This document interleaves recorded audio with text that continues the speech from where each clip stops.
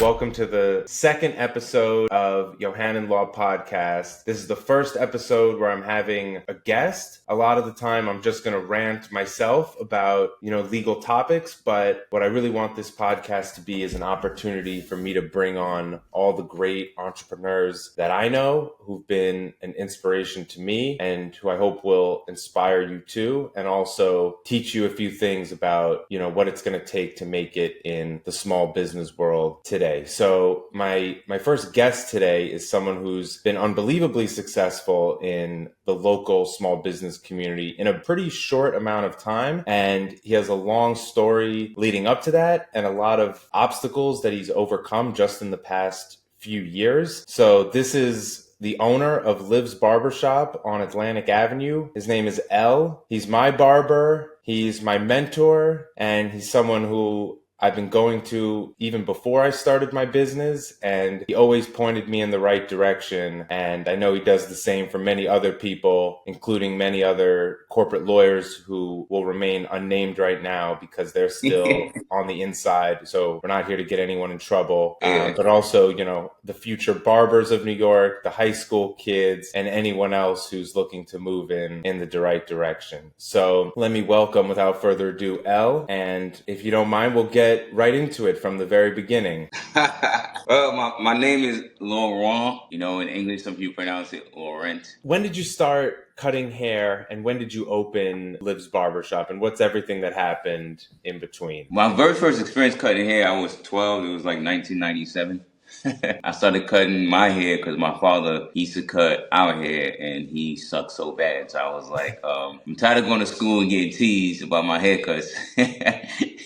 So I used to just let him just cut my hair down and I'll finish the rest. I wouldn't let him do much because, my father, my parents got 5 kids and 4 boys, 1 girl. So I guess at the time he didn't want to pay for a haircut for us. So he would cut our hair. That was my first experience. But once I started cutting my own hair, I kind of started falling in love with it. So I used to go to school and just draw haircuts on paper all day long. And then by the time I was 14, my father gave me $20 for my birthday. And I was living in Queens at the time. I went to the store, the beauty supply store. I don't remember the name, but it was on 120th Street and Liberty Avenue, right under the train station in Queens. I walked there and I bought me a pair of Samsung clippers. I don't think they make that brand anymore, but I bought a pair of Samsung clippers and I adjusted them where I could cut hair and line people up and do everything with it. And I cut my first head August 9th, 1999, and I fell in love with it immediately. I was 14 now when I first cut somebody else's hair. So how long were you cutting your own hair before you started doing other people? I started cutting my own hair roughly probably like a year before I started cutting other people. What about your brothers? Were you doing them, or was it people from school? No, because I didn't own a pair of clippers at the time. So what I would do, I wouldn't really cut my hair all the way down like my father would cut it. And I never used his clippers, I guess because it hurt so much. So I would just just be careful, cut my hair down, and I'd take care of the rest. Like he would just cut it down and I would clean it up and give myself a hairline. Yeah, I didn't do my brother's hair until they actually had went on a trip to Haiti. So they came back, I think a month later, and that's when I started cutting their hair. Yeah, I cut my first head August 9th, 1999. I remember because it was my birthday the day before. So who was the lucky person? It was my childhood best friend. We used to call him Junior. He's Guyanese, so you already know there's always a junior in the Caribbean. Yeah. Was he satisfied? He seemed satisfied. I don't know. I knew it when I saw it. I was like, oh, I'm good at this, and I just kept doing it. I would cut the local kids in the community for $5 and the old people. And of course my brothers. I got a lot of practice on my brothers. I just started cutting hair till I was 17 years old, just doing that. And by that time I was living in Brooklyn. I was living in Brooklyn from 16 years old. Backtrack story. My family immigrated from Haiti in 1994. When I started cutting hair in 1997, I was only here for 3 years. And we lived in Queens for 6 years, and then we moved to Brooklyn. Bed-Stuy. Back when Bed-Stuy was really bad. Or really good, depending on who you ask. If you ask me, it was really bad at the time. So why'd they move to Bed-Stuy? With just new apartment, whatever? Yeah, so when we moved to Queens, we was living in my uncle's house. It was a family of 7 living with a family of 6 in one house. Oh, wow. So, yeah, it was rough. We was living in a basement apartment, and my parents had a small room, and then the rest of the family was in one room. So 7 kids in one room. We would separate a portion of the room for my sister with a curtain, and she would have her privacy. And it was just, at the time, I think we had two king size beds and like a twin bed for my sister. So we would sleep two in one bed, two in the other bed, and eventually we got bunk beds. But we grew up in very humbling beginnings. When my family was in Haiti, we was doing pretty good. My parents were teachers and professors, so we had a pretty good house in Haiti and stuff like that, and a pretty good life. I would say as a kid, I don't know what it was financially because I was just a kid. But I just remember when we was in Haiti, it was like a sweet life. Like, it was tropical. We had a lot of space. My backyard, I could run for 20 minutes and still be in my backyard. And then when we moved to New York, they had to like start from scratch because their credentials didn't really count. So my family had to do like odd jobs to make money. So they didn't really have much. Hence why my father was cutting our hair. So when they moved to New York, they picked up a job and eventually saved money. And then we packed and moved to Brooklyn. At the time, Brooklyn wasn't really the place to go. It was Queens. Like, Brooklyn was like, ew, you moving to Brooklyn? Why? Yuck. Right? So then when we moved to Brooklyn, this is gonna get back into my barber journey, right? When we moved to Brooklyn, it was Bed-Stuy back when it was bad, abandoned houses, drugs, violence. It was really bad. And I remember, like, my family in Queens was like, that's horrible you guys are moving to that neighborhood. But when we moved to the neighborhood, we had a duplex apartment. So it was an upstairs and a downstairs. And I was just happy to be able to go upstairs in my house. Like, whoa, I can go upstairs. That's crazy. And we still had to share rooms, but we had like 3 bedrooms. So it wasn't that bad. And then my sister eventually moved out because she went to college. So 2 brothers shared each room. And then my parents had their own. We had a living room, kitchen. Everything was just nice. Inside the house. Outside the house, it was like drug infested. It was bad. I was traveling to Queens to still go to school. And every time I would go to school, I would see this barbershop. It was called Headhunters Barbershop. Now, that barbershop is a big staple in like the booking community. It was opened at 1947.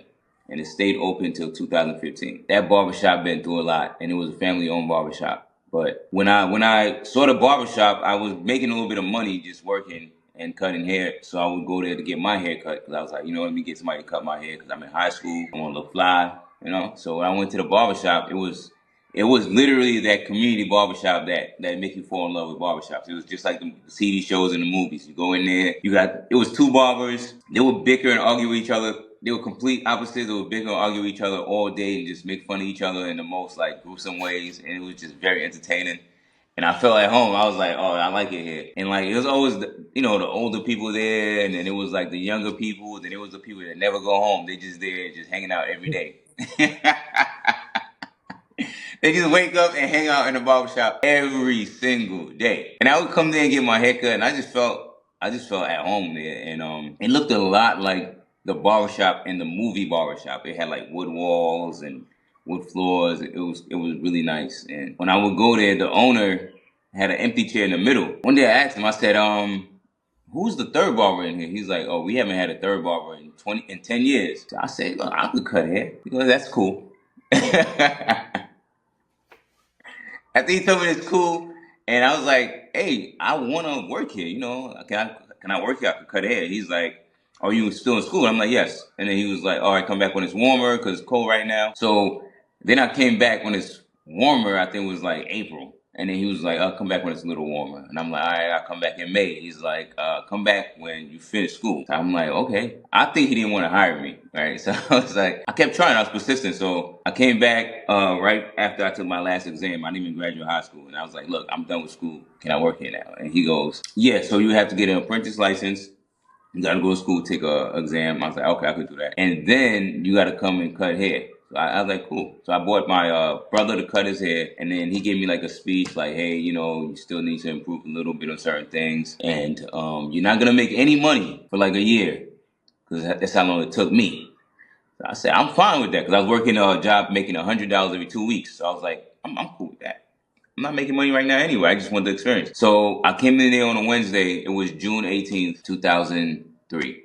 I came there on a Wednesday, which is the slowest day in any barbershop, especially back then. And I ended up making $80. And this is when haircuts was like $10, $12. I made like $80 in one day. And I was like, whoa. My mind was blown. $80 in one day back then, when I was making $100 every 2 weeks was like, wow, this could be it. Plus, I hated my jobs, and then I'm like, I could watch TV, play music, crack jokes. What's better than that? So, long story short, in like a month, I built like a steady clientele, and it was pretty easy. It was a pretty easy beginning of my career. So that's the beginning. So where was that barbershop? It was close to the house in Brooklyn, or it was close to the school in Queens, or it was like in the middle? It was right around the corner from where I was living in Brooklyn. Literally, Okay, like so it was like you would get out to go to school, and that was the first thing you saw. I could literally walk down to the corner. Like, so the barbershop was on the corner, like one building over. I could walk down to the corner and see my house. Like, it was right there. And so how old were you when they first started letting you cut the hair? You were like 17, like a senior in high school? Yeah, I was 17 years old, but I looked like I was 11. Uh-huh, uh-huh. I was shorter. I had a growth spurt at 19, just so you know.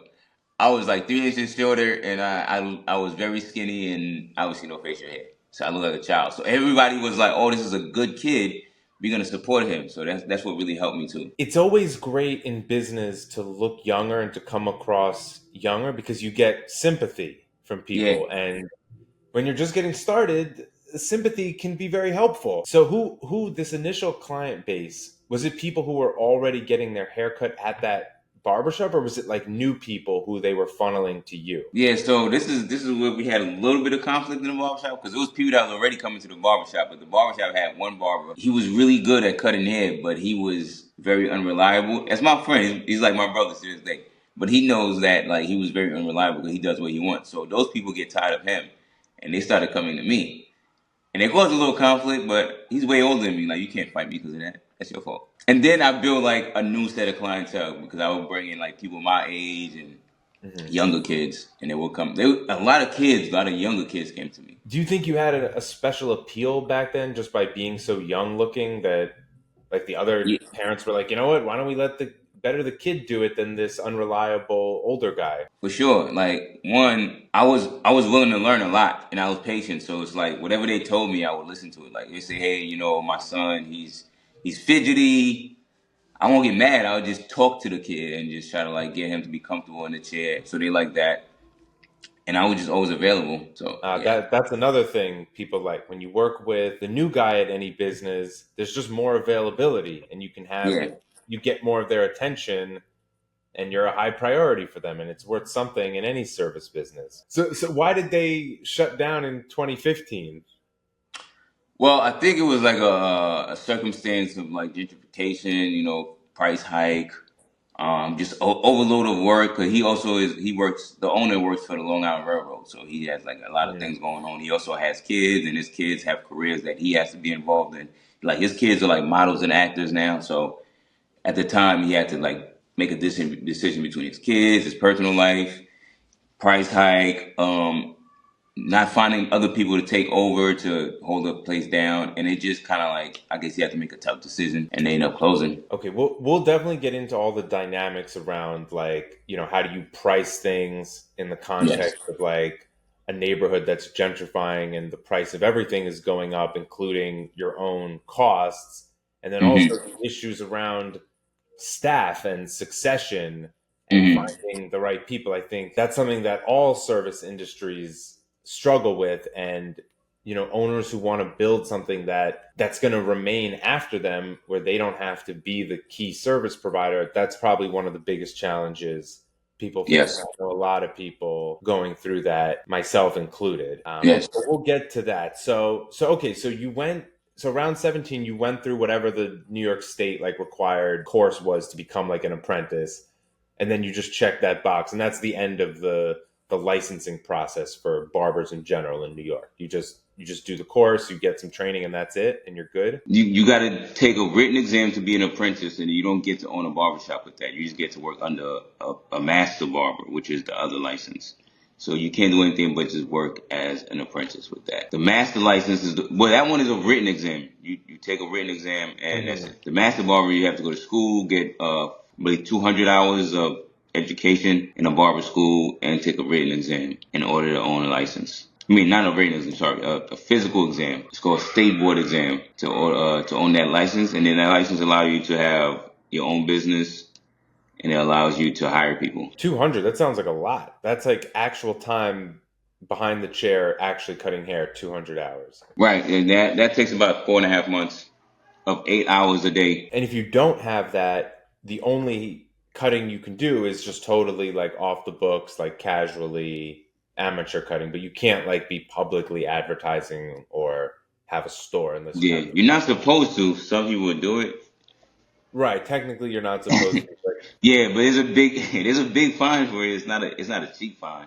But the fine uh-huh. usually goes to the place that you're operating in. Like if it's a barbershop Mm. or if it's a, I don't know, a building, they usually find those places. So once you were fully licensed and you're working at the shop in Bed-Stuy, how long did that go for? And how long were you ever like full time there? Were you ever just thinking like this is going to be my career permanently? What happened after that? Yeah, I mean it's tricky because when I was younger, when I was like for just then I was like I could do this forever.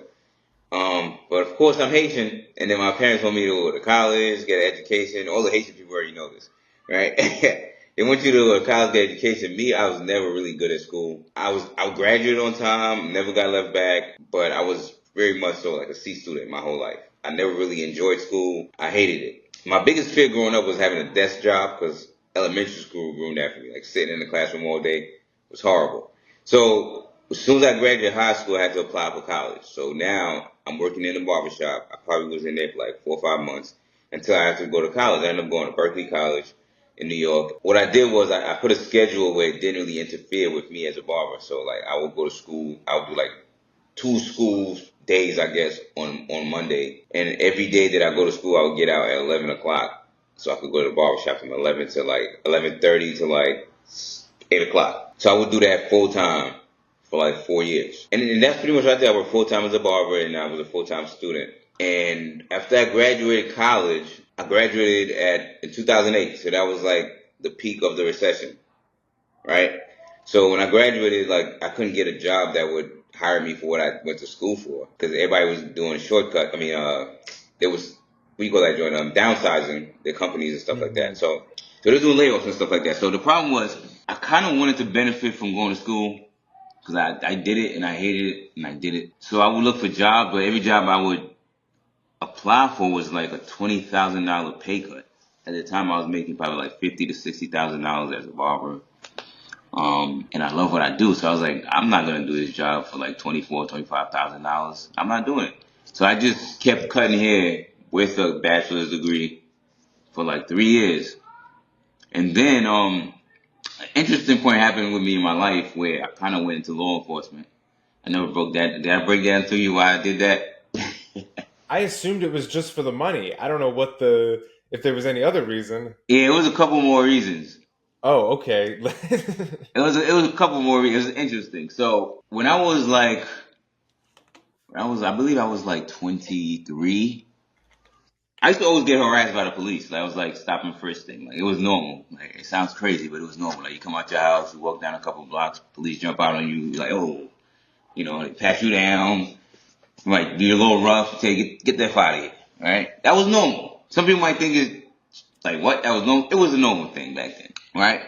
And one day I was driving, literally, it's crazy how things turn full circle. I was driving and I ended up on Washington and Fulton Street, which is right around the corner from the barbershop. And I remember I pulled up at the light and a police officer, I didn't know he was a police officer, but somebody cuts me off and literally put a gun to my head at the window of my car and was like, don't move, motherfucker, or something like that. And I looked, and it was a white guy. I was like, whoa, because there wasn't too many white guys in the neighborhood at the time. I was like, oh, he must be a cop, right? Uh-huh. Blonde hair white guy, not like you, right? I was like, you gotta be a cop. This is crazy. So then, after he did that, I'm scared because I got a gun to my head, right? And I rolled my window down, and it just popped. I had like a 1990 Corolla. You pop the unlock button. The lever. You pull the lever, open the door. It was me and my cousin in the car. He pulls me out of the car, slams me all in the car. They pick me up, like literally pick me up, put me on the trunk of the car, boom, slam me on the car, and just I felt like they kind of molested me, to be honest with you. They went in there, like rubbed my testicles, went in my butt crack, and stuff like that. And I was really like upset. what was happening. I was like, yo, what the hell's going on? Because at the time, I'm a college student. No, I was 22 because I was right about before I graduated, so I was still a college student. I remember that. I was a college student. I'm a full-time barber, and I was taking my clippers to get fixed, and I ended up dropping somebody at the mosque, which is a Muslim prayer place, right? Yeah. And an older guy. So that's how I ended up in that area.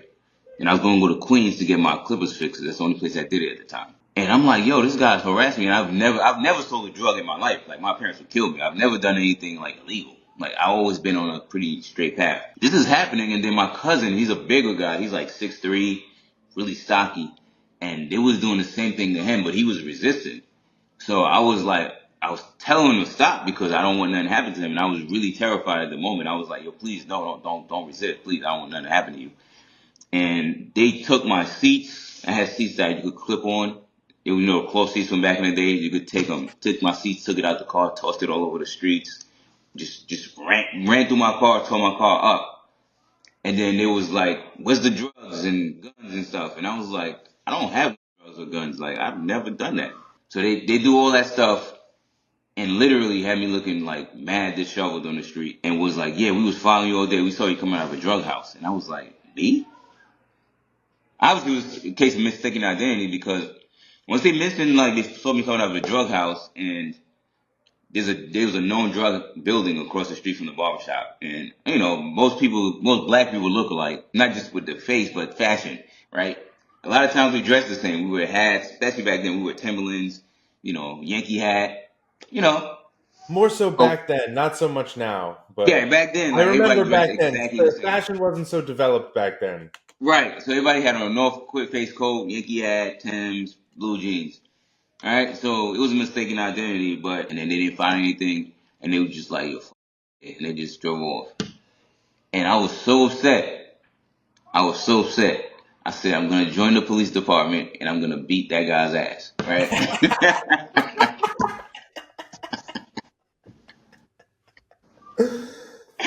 and and it's funny because I really thought that's how it works. I watched so many movies. I figured a cop could beat another cop up, and that's fine. So I was really serious about that. I went and took the police exam. I said, I'm gonna join the police force. I'm gonna beat this guy's ass. All right? Because he obviously works in the neighborhood. So long story short, I went and took the police exam. And after I took the police exam, a couple of guys like my age, like 1 to 2 years older than me, black guys were police officers. And I told them I took the police exam and I told them why. And it was like, oh, you took the police exam? It was like, yo, I hope you get the job. It's like the best job ever. I'm like, what? They're like, yeah, I don't do nothing, man. Like, all the girls like me. I just be standing there. Like, it's the best. And they said this, and you will never get harassed by the police.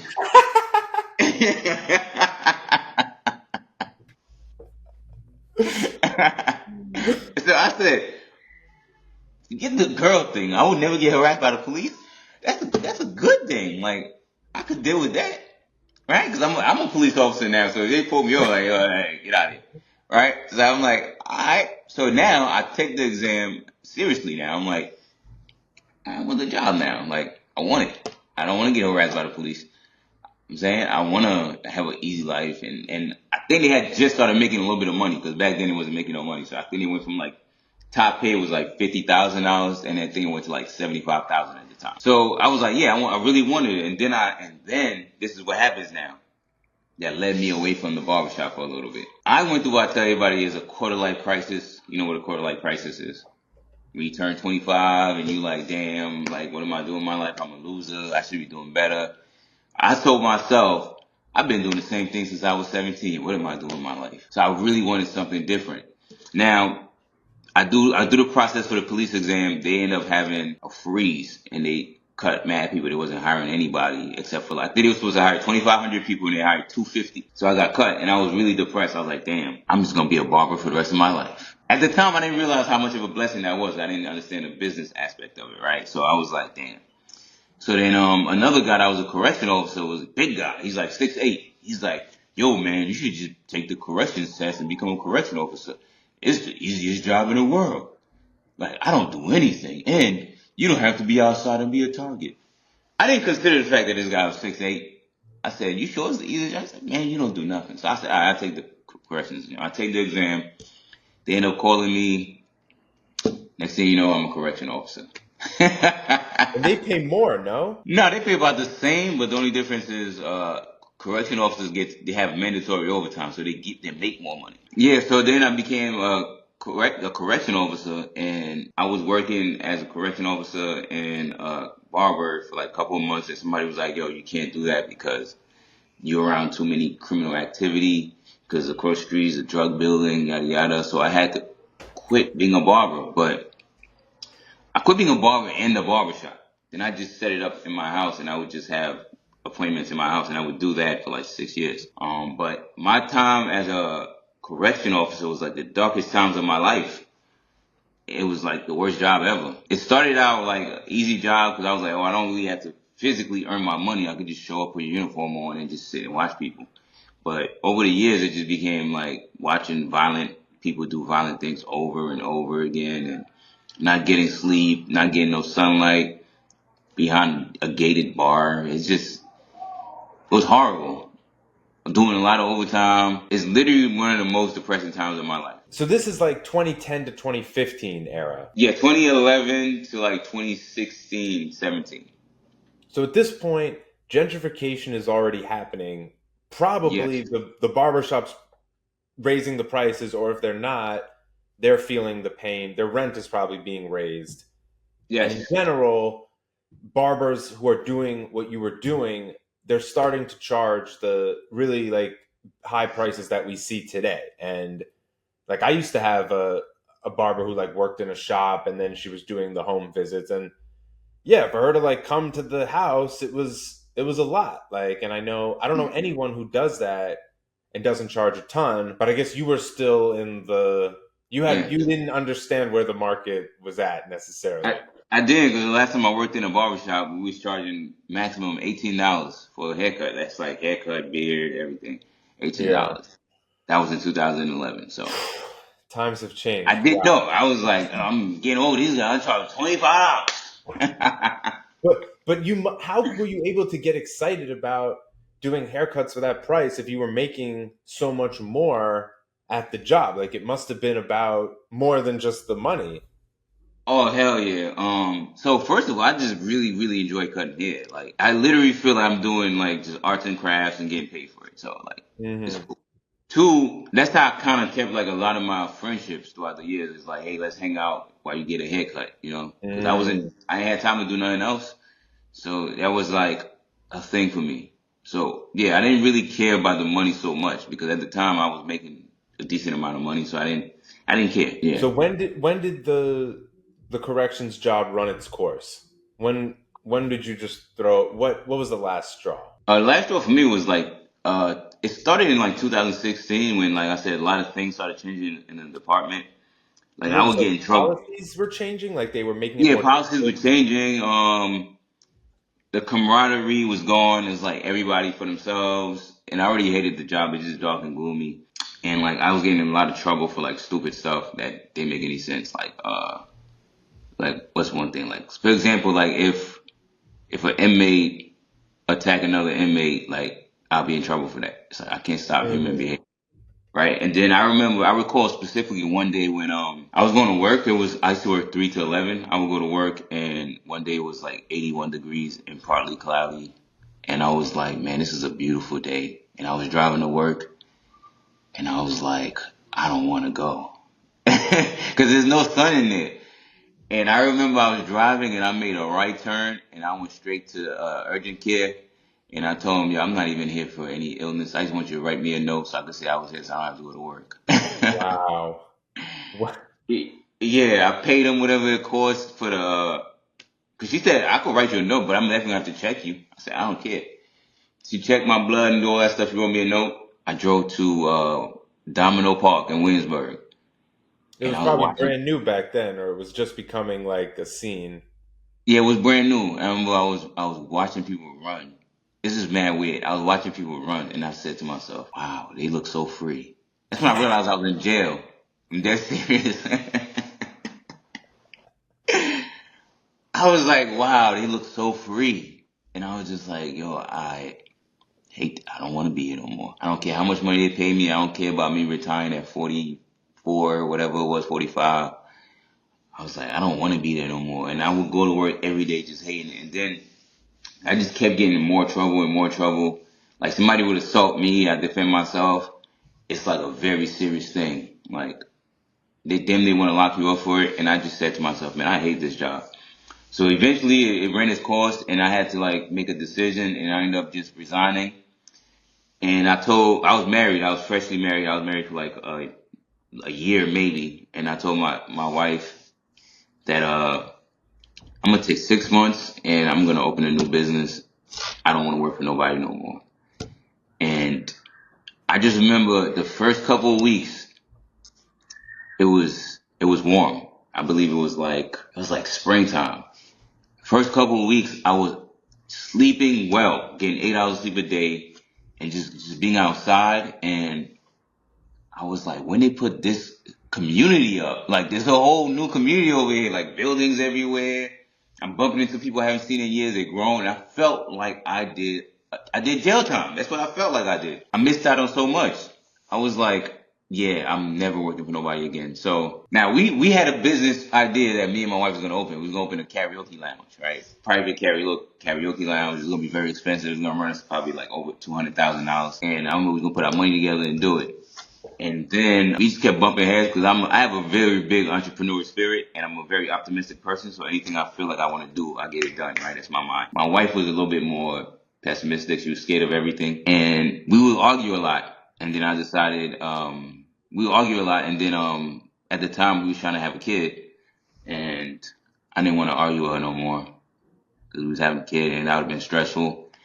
And, long story short, we ended up having a baby and it's a sad story. I'm gonna skip over it. We ended up having a baby. The baby passed at birth. I was like broken down, and I just remember saying like, all right, I'm gonna do what I know how to do best, and I'm gonna open a barbershop in my son's name, and I'm gonna make it the best barbershop anybody has ever seen, and it's gonna make that name significant. So I named it Liv's Barbershop, and I had to go to barber school to get my license all over again. And I remember I was going to barber school and working on building the barbershop at the same time. And I designed the barbershop in a way where it will bring some kind of peace, tranquility, and professionalism. Because I do understand like the consumer psychology. Like it has to be visual, it has to be sonic, like the sound, everything in it has to make somebody feel a certain way. So I just did it like that. I designed it. Everything in it came from me and some from my ex-wife. And we just made Liv's Barbershop and it's my baby. You know what I'm saying? It's the best thing I ever did. So why that location? Why Atlantic Avenue specifically? Was it just the space that came up, or was it like a street you were targeting? Yeah, at the time I was targeting 3 areas. I was targeting Williamsburg, downtown Brooklyn, and I wanted to be in an area that's like upcoming but not too busy, so I could get like a really good deal versus like a very expensive deal, a very expensive rent or lease or whatever. The parts in Williamsburg I was looking at was more closer to like the bus depot. I don't know if you're familiar with that area. It's like not in the restaurant booming area. Like South Williamsburg. Yeah, well, a little bit is in between that and the other part of Williamsburg. That part is more like a Jewish community, and the other one is like where it's starting to get bad, like near Marcy Projects and all that stuff.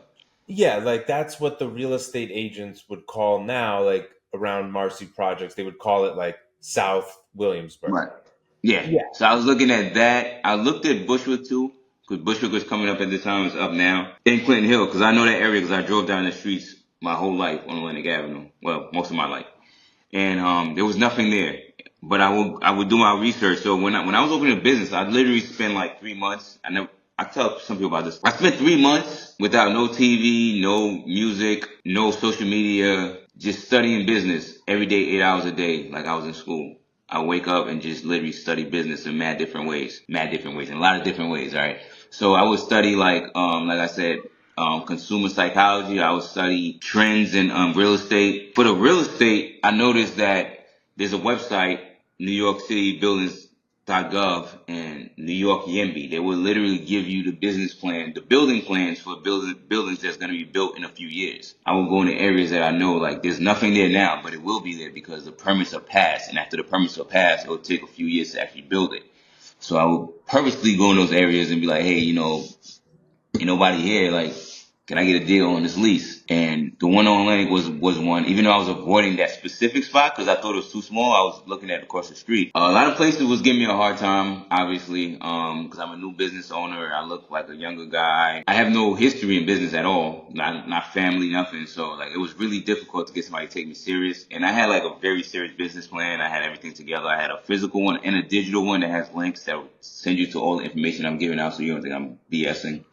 And I remember I finally got a place on Atlantic Avenue, right across the street from the barbershop, about a block further down towards Queens. And I gave them everything, and they was really cool with it. They did background check, all the good stuff, right? Check my finances. And they was going ready to move on, and they met me in person, and they changed their mind. They thought it was a great idea to put a barbershop on the street. They met me in person, they changed their mind. I felt it was racist. I was like, okay, whatever. Because I'm the typical looking black guy, you know what I'm saying? When you speak to me, I'm not saying, well, I don't want to say black guy because it's not a black thing that people are nice. Like most black people, 99% of black people are good people, right? So So like, they didn't know you were black before on the phone? no, Huh. they didn't. They never saw me. My name, I guess it doesn't seem like a black name. Oh, they thought you were like a French guy. I guess so. I guess so. Because the thing is, literally told me they was gonna move on with the deal. Literally. So I brought my contractors in to measure the place and stuff like that. They came in. Next day they was like, no. I was like, whoa. They said that the owner changed his mind. I said, okay, all right, cool. I'm used to that, whatever. So then I go to the building across the street, which is where I'm at now. It's where my wife was telling me I should check it out. So I ended up checking it out. And it was bigger than I thought it would be. So I was like, okay, I like it. And then those people was like, asking for the same price as the previous place. And I was like, hey, the previous place, they want this certain price, but they want the same price you guys want, but they're much bigger. So can you bring the price down? It was like, okay, like perfect. So I go in there, they do the same thing. With all the leasing stuff and all the background checks, Yeah. I would expect they want to see that like you have the cash, which would have been fine if you had your job. But with Mm. no job, how were they even like how were they even doing the financial check? They were just betting totally on the success of the business I had the cash. for a whole I had year. the, Like did you have to put it down or they just wanted to make sure you had it in the bank? well, yeah, I had money that I had to put down, but they also wanted to know how much money I have liquid. So Mhm. at the time, I've always been a frugal person. So I drove the same car from 21 to 34. I never really shopped at expensive stores. So I kind of enjoy like looking at my bank account, like, oh, it looks good. So I had a pretty decent amount of money in my bank account, and then I liquidated 401k and my pension. So Wow. yeah, so I had a pretty good amount of money in my bank account at the time. I kind of like reinvested those things, but yeah, I had the cash. They wasn't concerned about the money. Yeah, they was okay with everything. Wow. So the whole aesthetic of the barbershop, that's something I think people don't necessarily think that much about it. I think nowadays a lot of businesses aren't even in person or they're just doing it out of their house or they're working on the Hmm. functionality. What did you learn during that, independent educational spree that you were on that was totally new to you? Because you said when you were in school, none of this stuff was sticking and the whole All right. that learning environment didn't get through to you.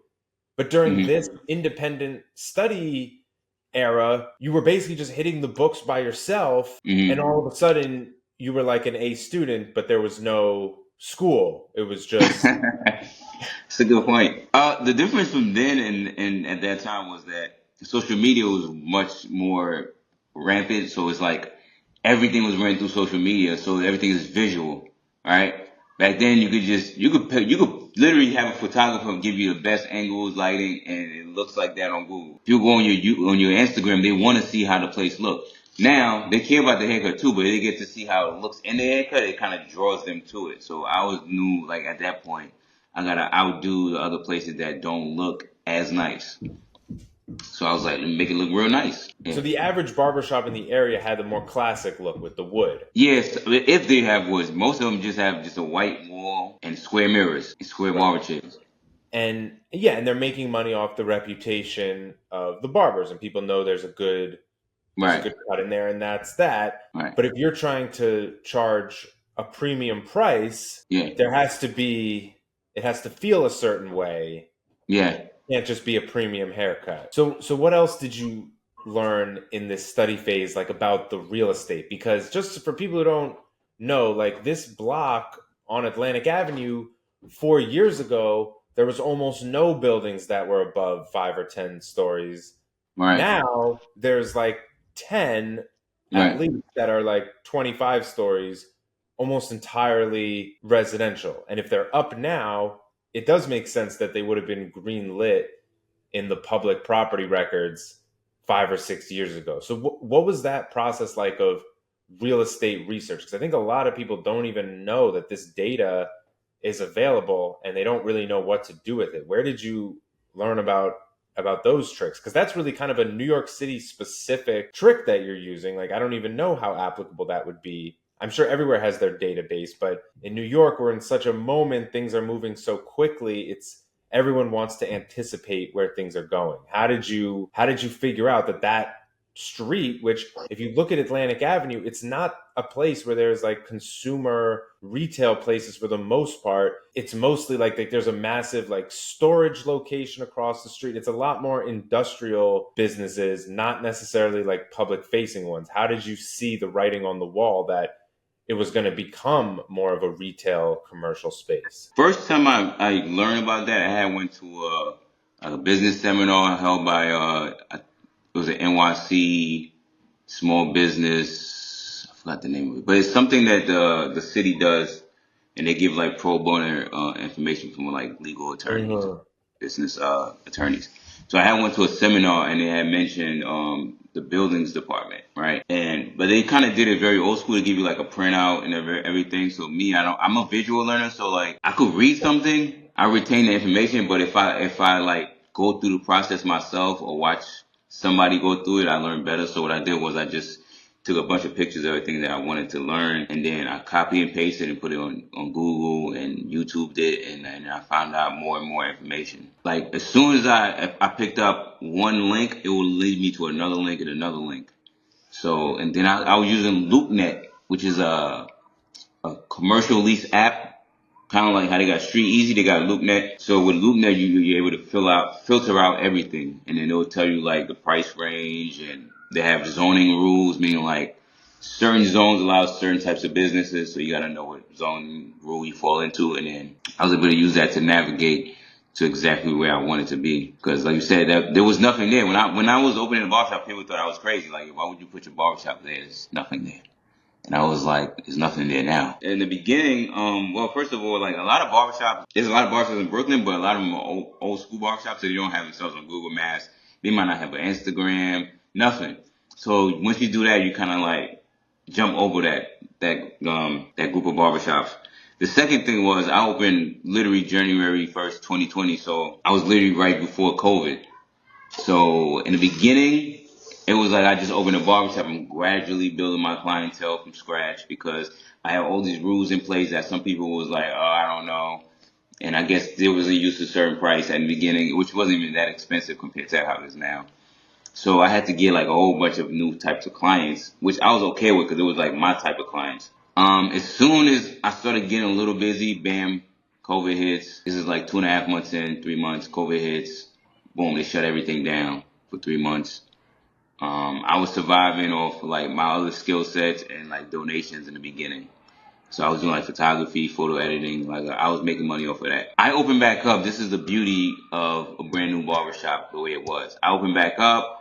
I had like one other staff member that didn't last too long. Long story short, he moved. He moved on to I guess whatever he was doing, and it was just me in a clean, empty barbershop when everybody was scared to die from COVID. So, so it made me busier than I ever been. So since I reopened, I've literally been booked up every single day for the past 4.5 years. Every day that I work, I have a full schedule. And it's because in the beginning it was like, hey, this guy I'm not gonna be around a bunch of other people, so it's safe.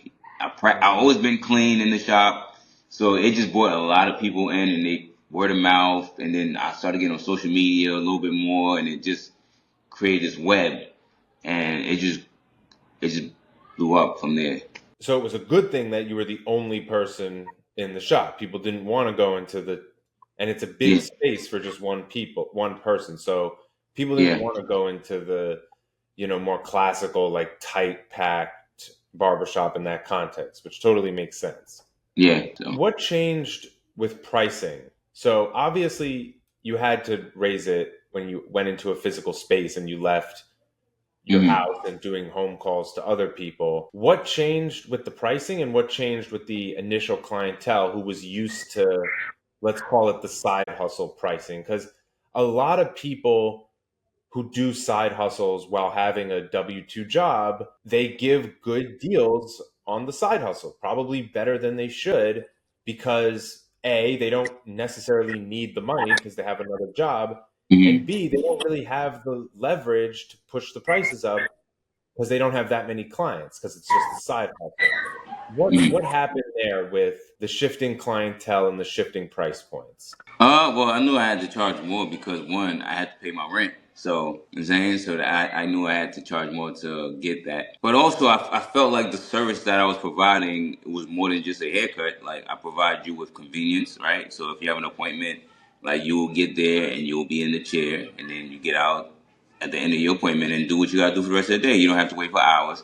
And I think it's fair to pay a little bit of extra money for that. It was a clean environment. It's a safe environment. You don't have to worry about anybody just pulling the door open and harassing you. You don't have to worry about no profane language, unless we having that kind of language. But like, I'm saying, but like, you don't have to worry about a lot of things that you worry about when you pay a certain price. I'm like, I should charge this much. The people that appreciate it paid it. That's it. And the price gradually increased throughout the years, as we have known, because of my unavailability. Because I was so busy that nobody could book me most of the time, so I went up on my prices. I think it was an additional $10 in 2021. That didn't change anything. And then 2023, I went up again, and I think it was like $15, and it kind of gave people a little bit more wiggle room, but then it kind of got back to that again. So I guess that's how you build prices based on availability when you become unavailable. So the scarcity helped you drive the prices. This is a point that Mm-hmm. for a lot of people like us who are in professional services, there's a lot of fear around making those price moves.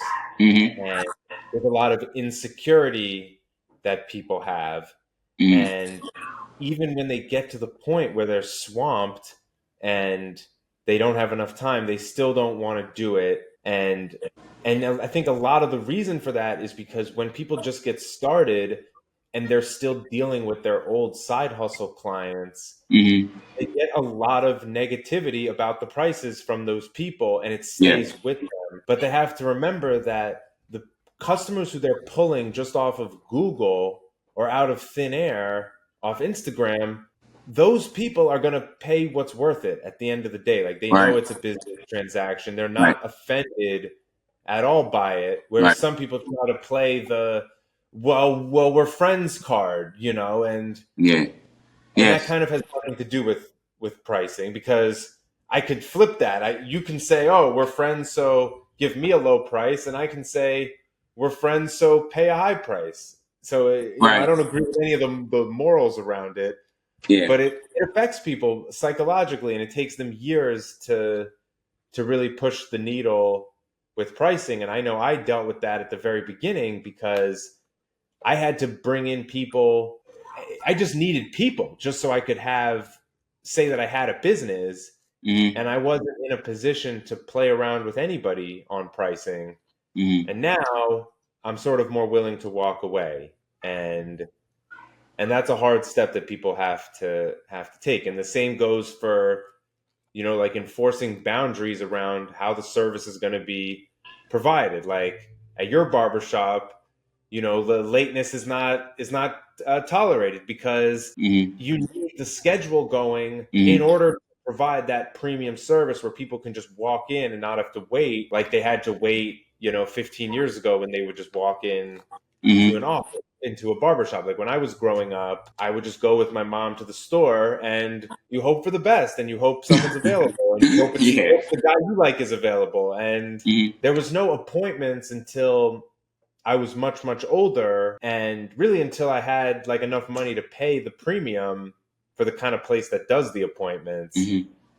And if you're going to go that extra mile, you have to make sure that everyone's doing the right thing and everyone's paying the right price, or else the system is going to collapse on itself. If you open a business, I personally wouldn't be like, oh, what the hell? You know what I'm saying, like, I understand how business works. It's just not personal, so you shouldn't be offended. And second is like, if you work for a company, Adam, and you're like, hey, Adam, we've known you for 10 years. You mind if I take some money out of your check? I'm saying it's like the same thing. This is how I make my money. This is how I pay my bills. This is how I keep this business operating. Like, is it okay for your job to say, yo, man, I rock with you, man. You mind if I pay you less this week? It's not cool, right? Like, why would you think it's okay for me to not charge you the same amount I charge everybody else for the same work I do? If I just got to do it out of the kindness of my heart, cool. But don't approach me with that. I feel like that's a little crazy. During COVID, a lot of small businesses got what was called the PPP loan. And I know there were like some other variations of that as well. But what people don't realize is that was really mostly for people who had a history of having employees where Hmm. all those employees were just going to have to be fired basically as a result of COVID. But Hmm. the issue for new businesses was, and a lot of small businesses and startups got hit really hard because of this, they were just not eligible for the PPP because they had no track record of W-2 employees. So what was your experience with that program during COVID when basically people couldn't come into the store? Yeah, so I applied in multiple ways. I just got rejected. The common response I got was that my business was formed when COVID was already announced. Even though my business was formed in 2019, according to them, they were saying that COVID was announced in 2019. A lot of people feel like COVID was announced in 2020, but Mm, to the United States, they were aware of it in 2019 that it was going to be a pandemic. I got wow. rejected because they were saying my business pretty much was formed after, and I'm using, I guess, the fact that I have a business to get money, which that's not the case. I need it, but hey, That's something for them to learn for next time, because a lot of people who did have existing businesses, to be honest, totally took advantage of it, and it became like a crazy situation. But yeah, the small businesses were killed by it. But the good news is, within a few months, they basically, from what I remember, started allowing barbershops to reopen as long as everyone had a mask or whatever the requirement was. But most people really needed a haircut, I presume. So I is that when things sort of got back on track? yeah. Before I get into that, I just want to mention that when people open a business, it's good to add a lot of I don't know what's the word for it, but it's good to add a lot of parts in your insurance to cover damages that could be that could happen that's not physical damage. I've learned that through COVID. But yeah. So what just on that point, when you're getting insurance, like how do you go about confirming that your policy like has the things it's supposed to have, or how do you even like figure out like what's appropriate for your business? I mean, honestly, I just did whatever the company I was leasing from asked for. It was like they want couple millions in damages or fire loss and stuff like Mm, that. Whatever they ask for, I just put in my insurance. But it's good to add more, which I honestly haven't added yet. I need to do mhm. that. But yeah, it's good to add stuff like that. Like if let's just say something happened to you, you can't work, you want to put that in your policy. It's gonna cost a little more, but it's worth it. Yeah, no, it's something I think about all the time with my own insurance, because generally I'm insured to the teeth in multiple ways that are probably totally different. Just saying about how the insurance, the landlord is usually going to require something, and then you get sort of an idea of what's important. But I think there are certain things that people don't think about, like there's cyber insurance, and then there's like key person insurance. So the cyber, anyone who's Mm. collecting like the addresses and the credit cards and things like that, you probably want some minimum level of the cyber coverage. And similarly, if the business is totally reliant or mostly reliant on one or two really serious service providers, then you want like the key person insurance. So if that individual is out for an extended period for whatever reason, the business will still Mm. have income, and the landlord will be protected, and of course the owners will be protected. So I just wanted to make Hmm. sure we covered. I'm sure we could go super deep into the insurance thing, but I wanted to just touch on that briefly. But yeah, so when things started to pick up again and they started to drop the restrictions in New York City, what started to happen to the cash flow at that point? Oh yeah, that was a very like cool point because not only were we allowed to open back up, but a lot of people were getting money without working because it was getting Oh, right. I it was getting, what is remember that? that. What do you call that? Not, is it unemployment? Yeah, there's It good was like unemployment and something. unemployment times a lot. Like it was Stimulus. the It stimulus. was Yes. unemployment stimulus, so they was getting like an additional check. So people were coming in and getting whatever they want. It was boiling out. A lot of barbershops skyrocketed their prices. Like they went from maybe charging $15 to like $50. So I guess that got me more clients because it was like, hey, these guys are charging mad money. These guys was charging mad money back then, but now it's cheap. So Hmm. I got a lot of people just come in, and it just started getting busier and busier and busier. And I had a hard time finding staff because once again you didn't have to work to get paid, so I couldn't get nobody. No, it was January 2022. That's when I hired somebody. So the first 2 years I was by myself technically. I had one guy for like 2 weeks that ended up leaving like in the beginning when I first opened the barbershop. Matter of fact, when I first came back from COVID. But after that, it was just me. Nobody wanted to work. All the barbers that was like trying to get hired just stopped asking. So you're saying that the stimulus brought people in because they had money to spend, but it also created like an HR crisis because you couldn't hire anyone because there was no one who Right. wanted to take like a W-2 full-time job like that. Right. Nobody wanted to do a W-2 or 1099. It was just like, I could just sit home and get paid and claim I can't find a job. It makes sense. Right. At that time, the unemployment that people were getting was pretty much more than what a lot of similarly situated people would have gotten from working 40 hours a week. So, yeah, that was Exactly. not a good time. Okay, so once that died down, the market for hiring barbers got a lot easier, and you were getting like Yes. interviews, and like serious people were coming through the door. Right. It got a lot easier, but I am a very picky employer. So I don't hire just anybody. I like professional people, reliable people, and just, people that's willing to grow and learn. So I ended up hiring one guy. His name is Rudy. You know Rudy. What up, Of Rudy? course. Yeah, Rudy came in. Rudy was a very young and ambitious young man who's looking to grow and have guidance in the business world. So he came in the shop and he was the perfect fit. He started off a little slow, and with training and mentorship, he became a fully booked barber. He was working with me for about a year and a half, and then I guess he had some issues that he had with his family that he wanted to be there for, and he decided to move out of the country. And he really had those issues. I tell people all the time, he didn't kill anybody and just ran off. He's a nice guy. Yeah, so I he couldn't moved. agree more. It was great to see, someone just come into the role, Yeah, at a barbershop where there's only one barber and the whole brand is around yeah, that one barber.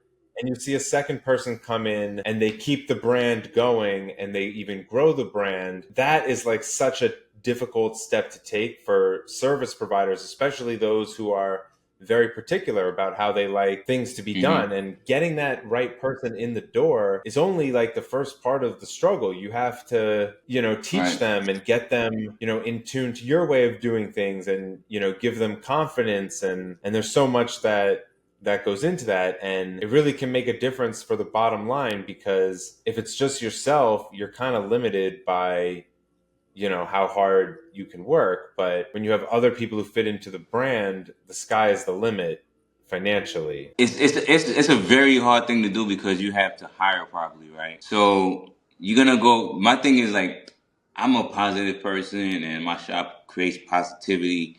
And a lot of times people are like, "Hey, man, I want to work there," but they don't want to be a positive, I guess, role model type of influence, and they kind of make it seem to you like you're turning people down because you don't want them to make money. Sometimes they hit you with the guilt trip, but I'm like, it's It's not you. It's just that you're not a good fit for this barbershop, and I don't think this barbershop is a good fit for you. You know, and that's a hard thing to explain to people, especially when you carry on like a positive person. They look at you like, "Oh, you're not trying to hire me? Why?" It's hard to explain to people where to take it. They take it that way. So you have to do everything in a professional way so they could see for themselves, like, okay, I could understand, versus just like turn them down. Like, so I do interviews. I don't just tell you come in and put your clippers down. You guys getting a little dim outside. It doesn't. I don't tell you come in and put your clippers down and just start cutting hair. Like you got to go through an interview process. You got to go through shadowing training. I got to teach you how to, greet the clientele, how to, make sure they feel comfortable in the chair. Don't play certain type of music. You can have certain type of conversations, but we have to be able to read the room. It's a lot that goes into it to keep it the way it is. And I put a lot of work into it, and I refuse to just let somebody come in and just tear down what I worked on. So that's what it is. So Yeah. let's break down like each part of that hiring and onboarding process, because that has many more steps than a lot of small business owners I know. Mhm. What's the interview process like? Like what's the very first door that they have to get past? Yeah. So in the beginning, because I just hired somebody new recently, a hairstylist, I'm gonna get into that. In the beginning, what I would do is I'll put out a job application or whatever, and then I'll run a paid ad on social media for it. And a lot of people, check in and ask because they work there. First thing I do is I ask them how much years of experience do they have, how old are they, and are they willing to do an interview? Usually those three questions kind of like filter out a lot of people because once you say like interview and experience, some people will be like, oh, I got a lot of years of experience. Some people say I don't have enough, whatever. But what happens is once you pull out those things together and you say interview, it filters out the barbers that are not on that level of professionalism because they're like interview. This guy's crazy. Good. Next. It's you get quality people. I don't understand why would you want to keep getting a bunch of headaches. I have to be at this place 8 hours a day. I'm not trying to deal with a headache in my own place. So no, cool, right? So once you do that, some people do the interview, but I actually conduct a lot of interviews myself. And a lot of times, it's not that I don't want to hire people; it's that they feel like they're not ready for this level of commitment and like quality of work. And they always leave with mutual. It's always a mutual respect thing. It's never like they have an attitude when they leave. They always say, "Man, I would love to work here one day. I just don't think I'm ready." They would take my information. Some of them still reach out to me to this day. Hey, what's going on? How you feeling? But it's definitely, I feel like it's a motivational thing that's happening for each person that comes through that door through an interview because they see how you could take something that you love to do and elevate in such a professional way where it could retire you. People wasn't doing that back in the days when I first started barbering. It was like you was a barber and then you was something else. It was just a side hustle. Now it's not that no more, and I'm trying to show people it doesn't have to be a side hustle no more.